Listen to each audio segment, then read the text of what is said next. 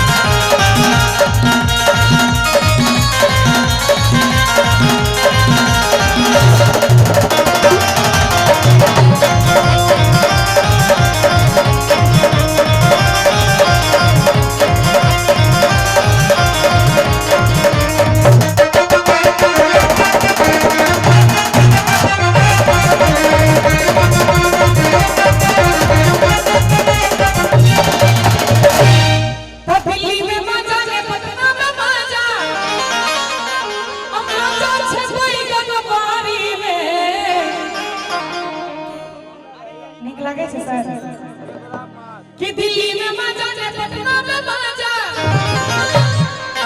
मजा छे कोई गनबारी में मर्दा के मारै छे।